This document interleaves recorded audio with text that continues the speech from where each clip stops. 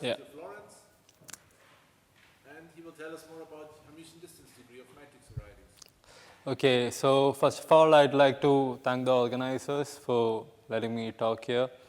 And today I'm going to talk about Hermitian distance degree of matrix varieties. And this is a joint work with Giorgio Ottaviani, who's my supervisor. And okay, let's just get into it. It's the outline of the talk. And okay, so the motivation for studying this Hermitian distance degree, it comes from Euclidean distance degree, which is like a very well studied notion of counting critical points of the Euclidean distance function of a general point to a matrix variety. Here, not a matrix variety, a variety in general. Here I think I made a mistake because I said the number of critical points of a squared Euclidean distance to a generic point. That's not exactly correct, but anyway, moving on. So, and this paper, like by Giorgio, Strumfeld, Streisman, Holbert, and Eka Thomas, it's like a pretty good introduction to Euclidean distance degree for anybody who's interested. And in particular, this Euclidean distance degree is well studied for orthogonally invariant matrix varieties by these people, and because some of the names I cannot pronounce, so I'm just going to skip it. So in case of Euclidean distance for matrices, it's just given by trace of AA transpose. Yeah. And so a natural question is, what happens if we replace this notion of Euclidean distance with Hermitian distance? So basically, I want the inner product to be trace of AB star instead of AB transpose here. And as you can see here, I have this diagram which kind of shows you what the critical points are. For example, the blue point has 3 critical points. And if you notice, you can see that the critical points are attained when the difference vector is tangent to the point at the variety. And also another question is, what's the point of studying Hermitian forms instead of Euclidean forms? Apparently, it's used in physics and such, like quantum information theory and such. I hope no physicist disagrees with me here right now. So my goal is to kind of compute the Hermitian distance degree for unitary invariant matrix varieties. So I don't really want to talk about this distance degree as a topological invariant like most people have done for Euclidean distance degree. I just want to count critical points. So let me go to the next slide. So let me start out by kind of saying what a unitary invariant matrix variety is. So you just have, it's invariant under the multiplication of unitary matrices by the left and right. And also I want to define an absolutely symmetric set, which is a subset of Rn, which is invariant under coordinate permutation and sign permutation, basically. So to any unitary invariant variety, you can kind of associate an absolutely symmetric set to it just by taking the real diagonals of the real diagonals which lie in the matrix variety. Similarly, you can kind of construct a unitary invariant matrix set by just multiplying it by unitary matrices on the left and right. Yeah, go ahead. So this absolute symmetric thing, yeah. You have to be able to do any permutation to the coordinates? So is it just like the same number as an n tuple? Yeah, it's the same number as an n tuple, but like you can, for example, you can just, let me just write this down. If you have like x1, x2, also x3, you can write it, even this is in the set like x3, x2, x1, or like minus x1, minus x2, x3. So it's basically the sign permutative group. Any other questions? Okay. So, yeah.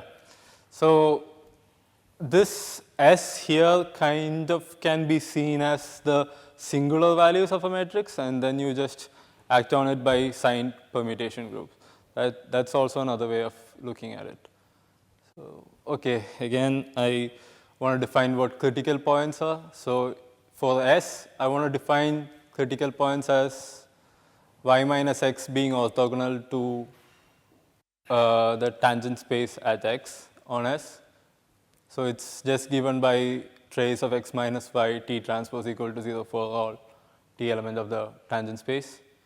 And for the Hermitian distance, I want to define it similarly, but I have t star instead of t transpose. So one thing you have to note is that the first thing, it's completely real. There's no complex part involved in it. But for Hermitian forms, complex part can be involved, and that's the kind of complicated stuff, I guess.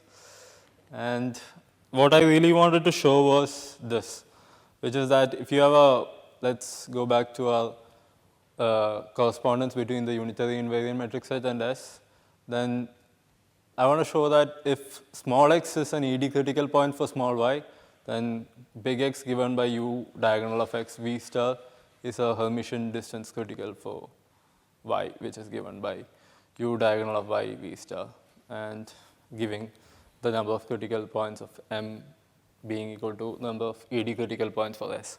So here we count the points which are smooth. sorry, X should be X, yes, X. big X. No, yes. Sorry, I did not understand the question.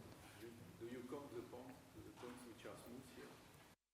Yeah, it's regular. It's in the regular part of this variety, yeah.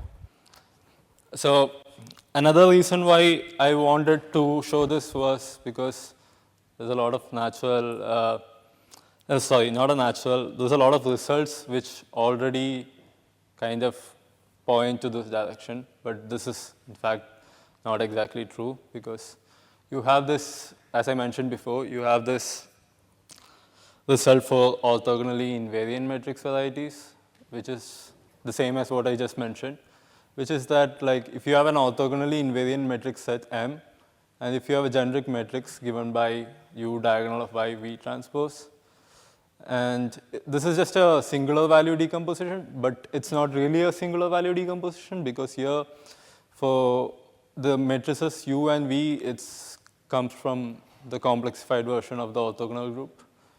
And so, yeah, you have the set of ED critical points of Y with respect to M is just given by this U diagonal of X V transpose, such that X is an ED critical point of Y with respect to S. In particular, this thing, ED degree of S, M being ED degree of S. So essentially, what you're doing here is that you have a variety, and then you're cutting it by a linear space, and then you're asking the number of critical points of a general point to the variety is the same as if you have if the general point lies in the linear space and the number of critical points to the intersection between the linear space and the variety. So that's what you're doing here. So maybe I can draw a simple example. Like if you have a circle, a unit circle,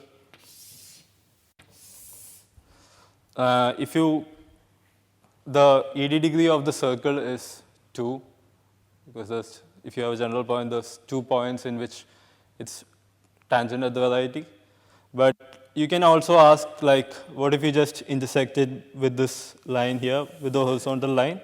So you have the intersection points, which are these. And then you can ask from the line to these 2 points, what is the ED degree? And it's essentially 2, because these are just points, so you get the same. Any questions? Okay.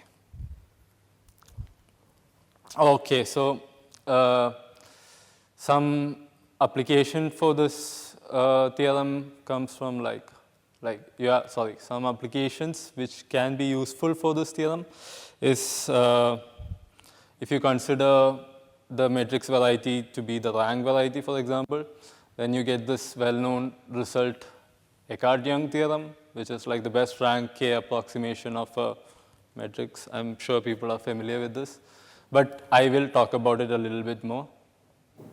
And also if you consider the orthogonal group, you get the ED degrees 2 to power n. For example, in the case of On, the S is just given by like plus minus ones, because the singular values are just 1, and then you act on it with a sign permutation, and you just get like plus minus 1.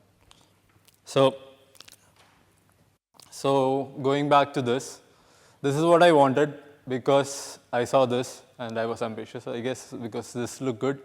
And also another thing is I did like a proof for the Eckart-Young theorem for the Hermitian distance. I'm pretty sure it's already out there, but I never really got a good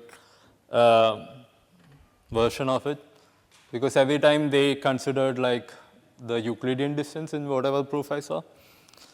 So basically the Eckart-Young theorem is just the best rank K approximation for a general matrix. So if you have a matrix, it admits a singular value decomposition with sigma being real. So A equal to U sigma V star. And we can write A like this, and with each sigma is given by this diagonal matrices. So the critical points of the Hermitian distance function to the variety of rank K matrices is just given by choosing like K of them and like multiplying it on the left and right by the unitary matrices. So this can be proved actually by looking at the rank variety as a secant variety and considering the tangent space of the rank variety in terms of these, using the Tarcini's lemma, using these points, like using U sigma 1 V. So, it doesn't matter too much, but anyway. So you also have this. So this is also like something I would expect from this, because this actually says the same thing, like the SG critical points of M is the same as ED critical points of S. Okay. So I want to prove this theorem. This is the theorem I want to prove, which is not exactly, I'll come back to this, but anyway, in order to prove this theorem, I need two other things, which is that if you have a critical point for Y, then it actually admits a simultaneous decomposition with the same unitary matrices, so that X can be written as U A V star, where A is real diagonal, and it's also important to note that it's a real diagonal matrix. Okay. And the other thing I wanted to say is that if you have a unitary invariant matrix variety, then for a regular point, the tangent space at X can be described as these three components. The first one and the second one are kind of similar, and these sets are skew Hermitian. And this, for the third one, this diagonal of A, it comes from the tangent space of X, small x at S. So you might be wondering why these skew Hermitian matrices pop up. These just come up because unitary matrices have tangent space, skew Hermitian at the identity, and then you can construct this map from U cross S, we just given by multiplying diagonal of X E star, and then you kind of check the derivative, and this is kind of how you get this representation of the tangent space. Okay, moving on. So okay, the the theorem which I got instead of what I wanted was this. So again, we have the same setting. You have the unitary invariant matrix set. You have S corresponding to it. If Y admits a singular value decomposition given by U diagonal of Y V star, then if X is an HT critical point, as I stated before, it admits a simultaneous decomposition given by some X element of Rn. Okay, so the point is here I made a typo, but basically you can show that X is a ED critical point for Y. That's what this is supposed to mean, like X element of Rn ED critical for Y. And conversely, if X is an ED critical point of small y, then I have that big X, which is given by U diagonal of X V star. And if you consider the real part of this inner product, the difference between X and Y to the tangent space, this goes to 0. So you don't have the complex part vanishing. You only have the real part vanishing. So anyway, any questions about this theorem? Like, does anybody understand it?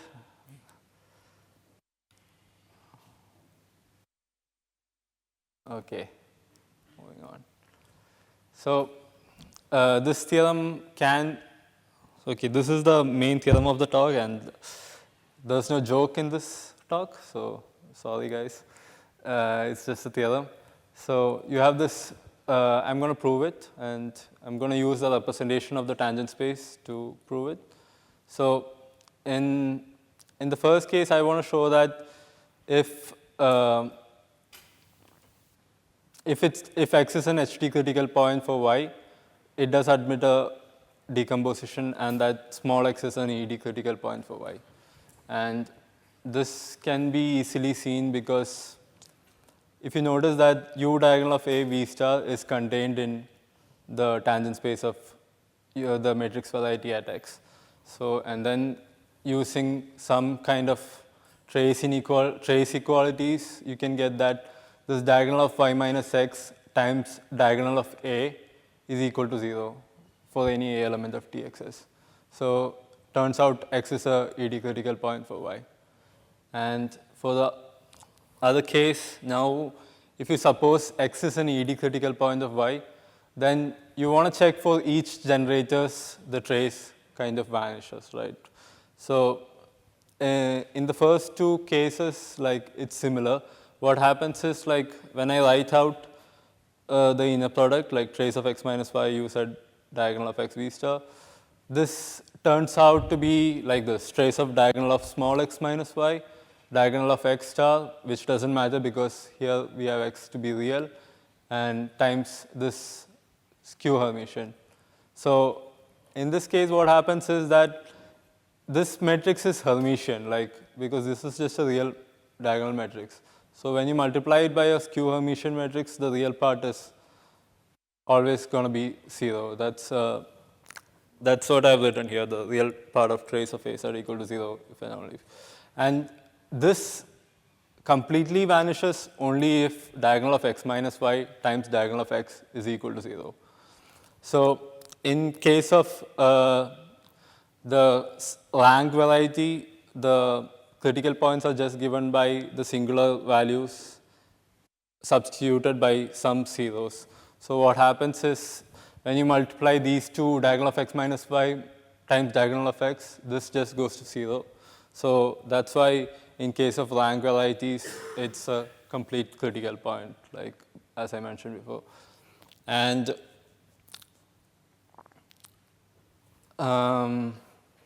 yeah, and to now also I have to check for the last part vanishing, and that's given by this last line, where you just multiply, and this is just because X is an ED critical point for Y, and these are the references. Like, thank you for your attention.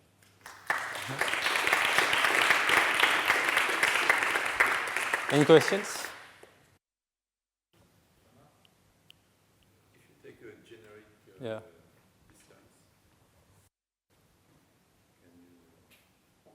is it easier if you take a generic distance Oh, instead, not the trace, not the trace. You mean?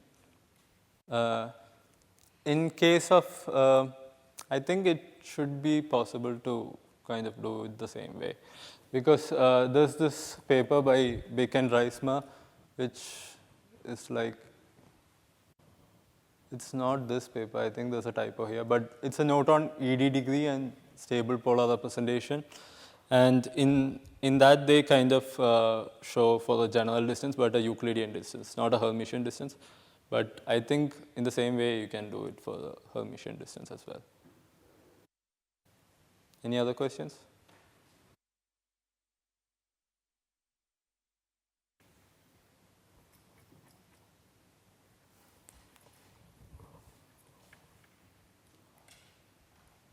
No other questions?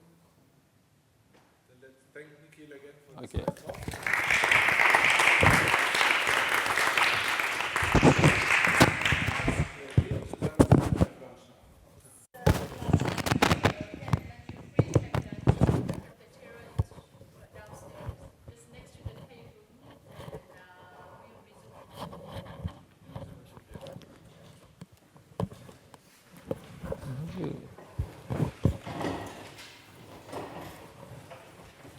With the coffee, will it be possible to get coffee? It's on the way to the table. No, but will there be coffee also? Coffee, there will be some left from the morning if you want.